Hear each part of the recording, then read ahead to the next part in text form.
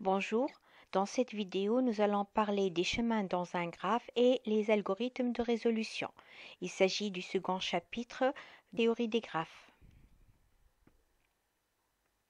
Dans ce chapitre, nous allons voir les algorithmes de la recherche d'un chemin hamiltonien dans un graphe, l'algorithme de Kruskal pour construire un arbre de poids minimum et les algorithmes de recherche d'un plus court chemin, tels que l'algorithme de Mellmann, de Dijkstra ainsi que l'algorithme de Ford.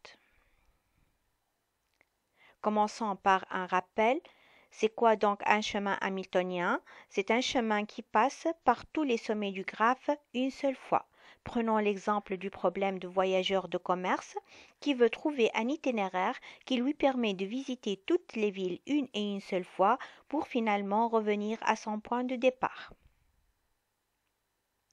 Le principe de cet algorithme est de supposer que nous avons un graphe incomplet. L'idée de l'algorithme est que pour un sommet x dont le demi-degré extérieur est maximum, il s'agit d'introduire les sommets dans le chemin hamiltonien par ordre croissant de leur demi-degré maximum. Les étapes de l'algorithme sont les suivantes. On va fixer tout d'abord W égale à l'ensemble vide.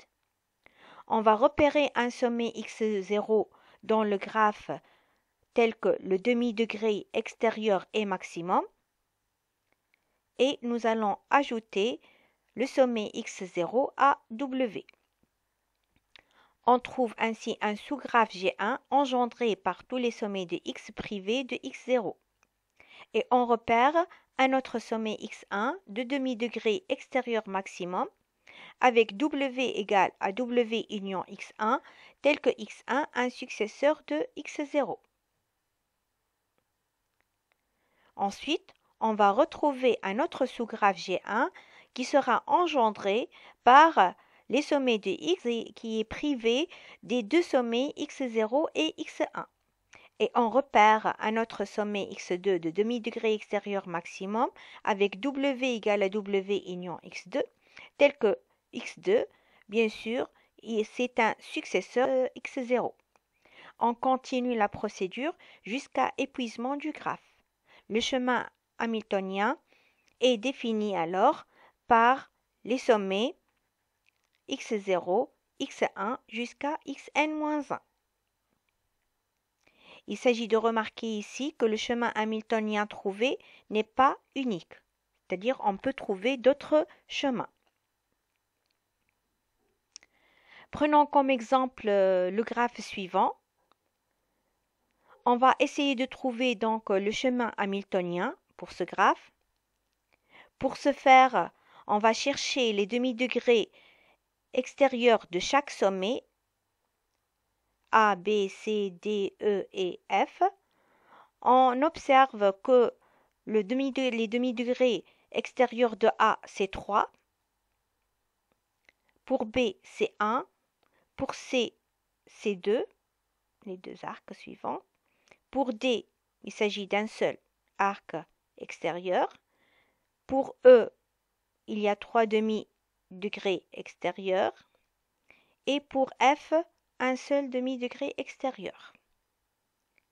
On va chercher le maximum des demi-degrés extérieurs des sommets. On remarque que A et E ont comme demi-degré extérieur 3 maximum. Donc on va choisir l'un de ces deux sommets, soit A, soit E. Prenons l'exemple du sommet A. On va l'introduire dans le chemin. On enlève ensuite le sommet A du graphe et on obtient le sous-graphe G1. Voilà. La même chose ici, on va chercher les demi-degrés de chaque sommet après avoir enlevé le sommet A. Les demi-degrés extérieurs de B, C, D, E et F sont les suivants. Le maximum des demi-degrés extérieurs correspond au sommet E. Donc, x1 va prendre E qui va être introduit dans le chemin. On enlève ainsi le sommet E du graphe G1 pour obtenir le sous-graphe G2. Voilà, on va enlever le sommet E et on a obtenu le graphe 2.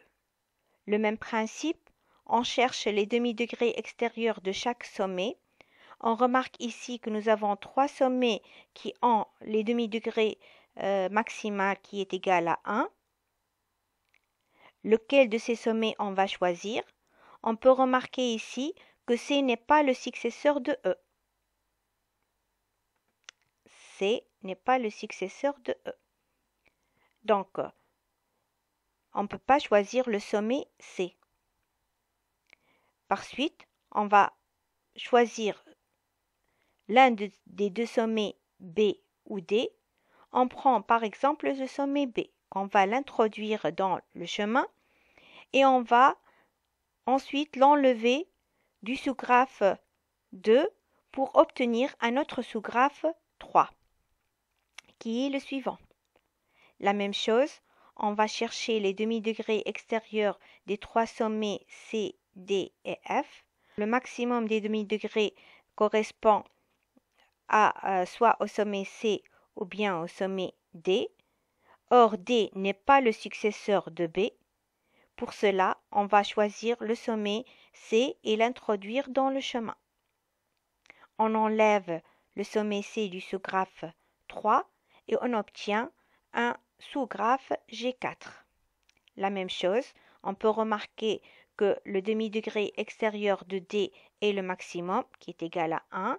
On va lire dans le chemin H et on va l'enlever ensuite pour obtenir un sous-graphe G5. La procédure est ainsi finie. Pourquoi? Parce qu'on a balayé tous les sommets. Il nous reste seulement le sommet F ici qu'on va l'introduire dans le chemin. On arrive finalement au chemin suivant qui est A, E, B, C, D et F. Donc ce chemin, c'est le chemin hamiltonien défini par tous les sommets du graphe. Passons maintenant à chercher le chemin hamiltonien lorsque nous avons un graphe qui est sans circuit. Pour cela, il faut rappeler quelques notions, telles que la notion de longueur d'un chemin. Donc, c'est quoi la longueur d'un chemin? C'est le nombre d'arcs qui le constitue. Par exemple, dans ce graphe-là, on peut remarquer qu'il existe 3 chemins reliant A à D. Il y a le chemin AD qui est construit par un seul arc. Il y a le chemin ABD construit par 2 arcs. Et il existe un 3e chemin qui est construit par l'arc AB, BC et BD. Donc, on peut voir que nous avons 3 chemins, un chemin de longueur 1, un chemin de longueur 2 et finalement un chemin de longueur 3. Une autre notion, c'est la notion des puissances successives d'une matrice. Donc, c'est quoi la matrice associée d'ordre 1? Par exemple, la matrice associée d'ordre 1, c'est une matrice qui nous permet de trouver le nombre de chemins construits par un seul arc.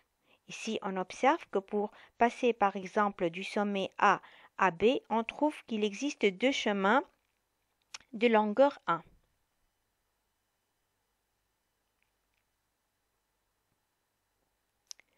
Par contre, la matrice associée d'ordre 2, elle détermine tous les chemins de longueur 2 dans un graphe.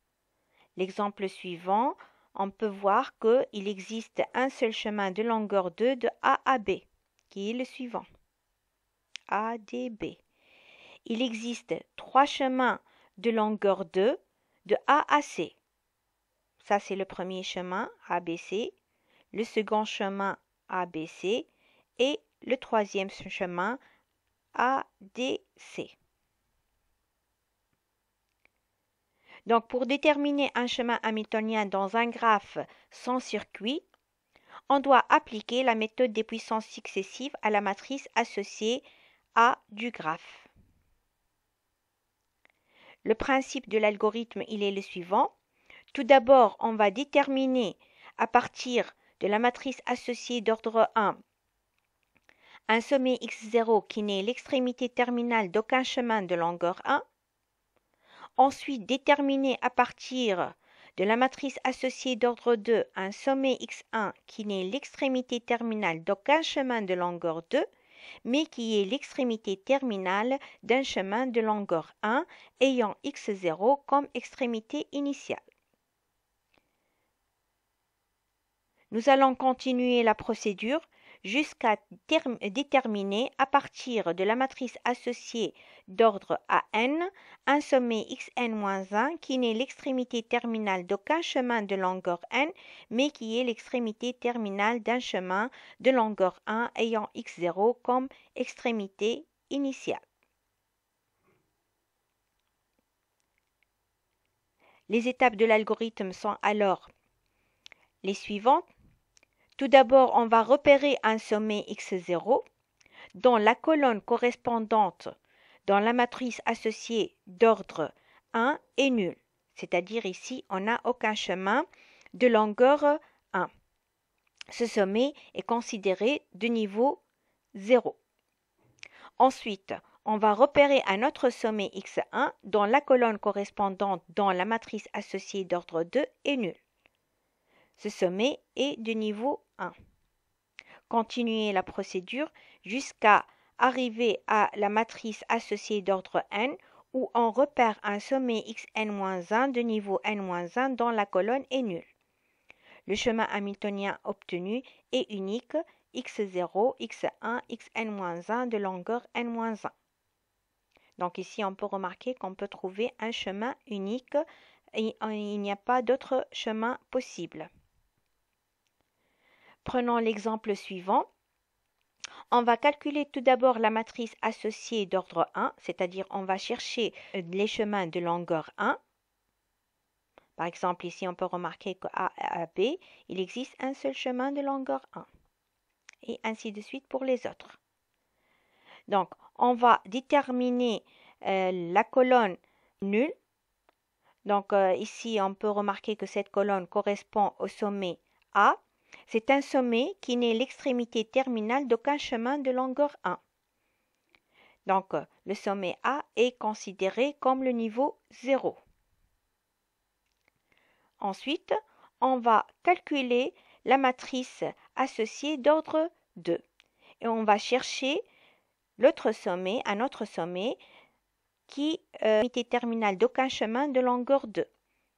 Donc, ici, on peut remarquer que le sommet B dans la matrice est nul. Donc, le sommet B est considéré comme le niveau 1, car il est l'extrémité terminale d'un chemin de longueur 1 ayant x0 ou bien ayant A comme extrémité initiale.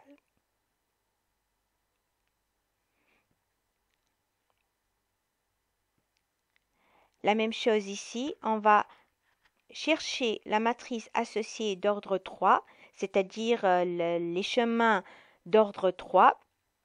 On peut remarquer ici que le sommet D, il n'existe aucun chemin d'ordre 3 pour le sommet D. Donc le sommet D n'est l'extrémité terminale d'aucun chemin de longueur 3. Donc le sommet D est considéré comme le niveau 2. En effet, le sommet D, il est l'extrémité terminale d'un chemin de longueur 2 ayant A comme extrémité initiale. La même chose, matrice associée d'ordre 4. On peut voir que le sommet C ici, c'est un sommet qui n'est l'extrémité terminale d'aucun chemin de longueur 4. La colonne de la matrice associée correspondante au sommet C est nulle. Donc le sommet C est considéré comme le niveau 3. Pourquoi? Parce qu'il est l'extrémité terminale d'un chemin de longueur 3. Et il n'est l'extrémité terminale d'aucun chemin de longueur 4. La même chose ici pour la matrice associée d'ordre 5, c'est-à-dire on cherche tous les chemins de longueur 5. Le sommet E ici, il est de colonnes dans la matrice qui est nulle. Le sommet E, alors, il n'est l'extrémité terminale d'aucun chemin de longueur 5. Donc le sommet E est considéré comme le niveau 4. En effet, ce sommet, il est l'extrémité terminale d'un chemin de longueur 4, 1, 2, 3, 4, ayant x0 comme extrémité initiale. Le sommet E, alors, il est de niveau 4. Enfin, on arrive à balayer tous les sommets du graphe et on obtient un chemin hamiltonien unique de longueur 4 qui est A, B, D, C et E. Voilà, cette vidéo touche à sa fin. La prochaine vidéo, la détermination de l'algorithme de Kruskal. Et merci.